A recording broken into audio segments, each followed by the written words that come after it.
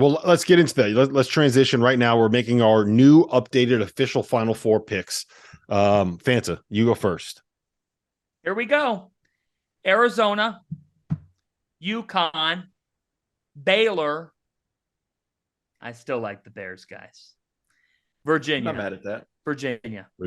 All right. Poise, the ability to get guard play. And I think that their veteran presence across the board between Beekman and Clark, Jaden Gardner, like I still like UVA. And I think that UVA will win the ACC. They should. So if they don't, it'll be a very disappointing performance. Are they it's Beekman injured? T.O.? I don't know right off the top of my head. No, he was banged up in a previous game. They were talking about it. Anyway, but look, UConn's Final Four good, and the reason is, guys, I don't know how you scout for UConn, and after doing the scout, you believe you've got a good chance to win, right? I think you're sitting there scouting for them, and I get this sense from others. And you're thinking, we've got to live with this and hope it goes our way to have a chance. Mm-hmm. That's when you know that you're facing a really good team. Here's what a high major coach said to me. We nailed our scout and we didn't have a chance. Everything that they wanted to do, they did. And they thought that they did it pretty well. Who is that? I'll tell you off the air. I don't want to say it. No. I could bet you I know who it is. What team are we talking about? Sorry. UConn. Yeah, of course. They nailed their scout, and we didn't have a chance. There you go. That just proves the point. They do not have a drop-off.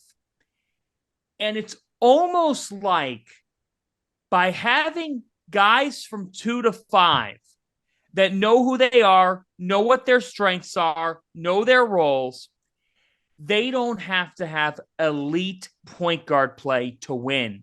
They just need capable point guard play to win and the point guard to know what he's supposed to do.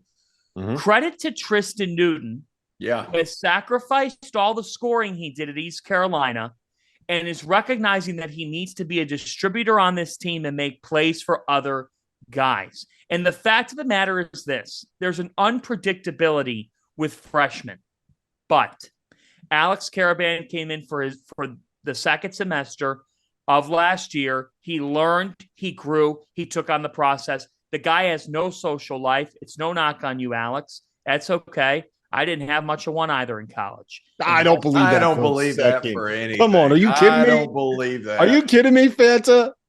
We've heard stories. Look, you forget. You've heard stories, but you can say this. You can say whatever you want, but I just want you to know for the record, Dagan Hughes, your friend from Seton Hall, works with us. Yeah. Hey, I'm just putting that out there. I'm just putting that out there. You can't lie to us, baby. You can't lie to us. Yeah, but for me, college was a little bit like Frank the Tank in old school. Like, I didn't go out every weekend, but then when I did, it ran into some of the the frivolity that you see in old school. Like when his wife hears that he's going out and she's like, uh-oh, like, you're going out tonight? We know how that's going to end. It was 0 to 100 real quick, guys. So for UConn, how do we get on this topic when we're talking about UConn? I guess that's what Rob will be at the Final Four. You said Caravan doesn't have a social life. Neither did I. I know. Well, Caravan's committed to basketball. Klingon is nothing else to do in stores. Klingon could be one and done. No, I don't think that he will be, just because I don't think he will be, but he could be. He's gonna be a first team All-American next year, right? I'm with you. The only reason I say that is because look at all of the great five men that have proven more than just doing against LIU, right? I don't think that he's better than Hunter Dickinson right now. I don't think that he's better than Armando Bacot right now. I don't think he's better than Shibwe right now. There's just so many. He's more mobile than all three of those guys you just mentioned, though.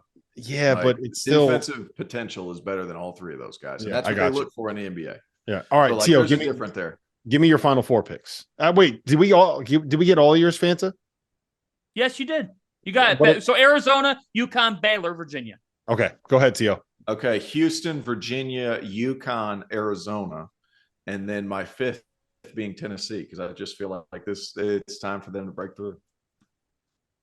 Did you just give us like 5 Final Four picks? Yep, with the outside looking in, Tennessee. I think they make. Wait, I do it with everything we do. Wait a minute. Everything we do. You wait gotta a have minute. that extra Wait a minute. I'm a huge extra credit guy. Wait a minute. It's the only way. It's the only way. Hold on a second. It's the only way I got through college. Given that extra effort. Give us that. Wait a minute. You 5 Final Four wait, picks. Hold on. I'm sorry. Final 5. I'm sorry. Final 5. You actually think Tennessee is that good? I think they're close. Really? I don't see it. I watched. I didn't see it on television. I watched them in person. I'm like, holy shit, this team is huge, and they can bully people into wins. I'm worried about not being an elite offense when it comes to being able to make the run to the Final Four. But I will say we have not seen. There's still room for them to grow because we have not seen Julian Phillips be the guy that we know he can be. And I still think that their guards are kind of figuring it out. Like they're bringing Ziegler off the bench, right? And we all thought he was going to be a stud. So I think that there's still a ceiling there. I have 2 other SEC teams in my Final Four. So I have UConn making it to the Final Four. I think that they're going to win the national title. I think that they are the best team in the country, and I think that there's a decent margin between them and who's number 2. And I may be entirely biased, right?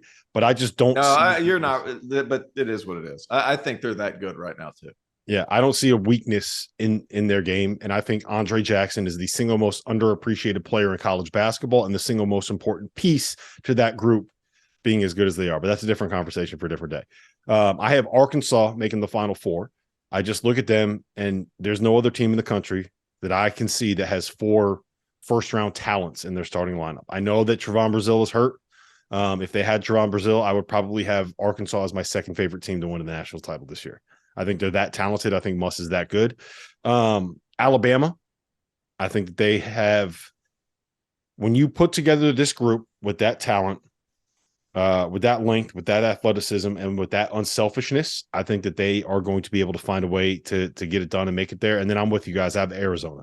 I can't watch them and not envision that offense putting up 90 points every game until they get into the Final Four. So that's my Final Four picks. Do you guys want to name a national champion? Are you going with anybody other than UConn? Right now, no. Arizona would be right there, but right now, no. So we officially just jinxed it. UConn is losing in the second round of the NCAA tournament since we won the national title. Arizona. I'll pick Arizona then. I don't know.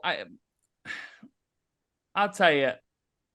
We're a month. One of the things that Kelvin Sampson said to me a couple of weeks ago is that his team's going to lose. Like he legitimately said, "My team's going to lose." He goes, "But I kind of want us to lose a game."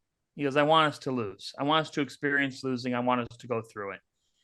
Because here's the thing, guys. There's just not many chances that Houston's going to lose in the American. There's not.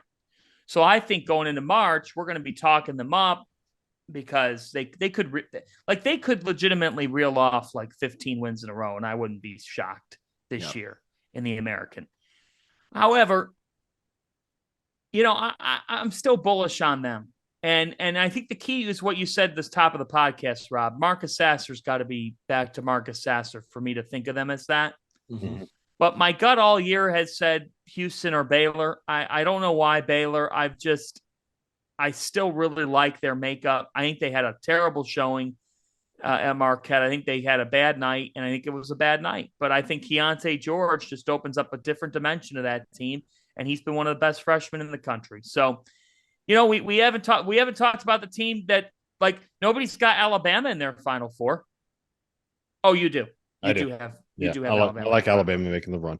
Well, listen, we've been here. I think you have your work cut out for you today with cutting this thing down.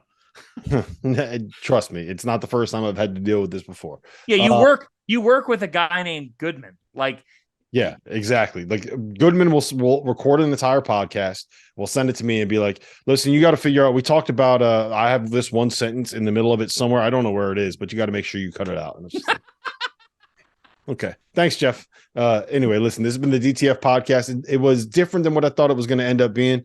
Hopefully we'll have more information on other situations by the time we talk on After Dark tonight. But I will tell you this, it was a lot of fun talking through some of the superlatives from the first month.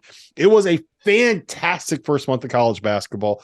I don't think I could be more excited for what we have in store the rest of the season. It's going to be slow the next couple of weeks. We got finals. We have Christmas coming up. Next episode, I'm going to get John Fanta to give me the definitive ranking for the best Christmas songs there are. So it's Fanta. You might want to start preparing for that right now. Before Terrence Oglesby, for John Fanta, I was Rob Dauster. This is the DTF Podcast.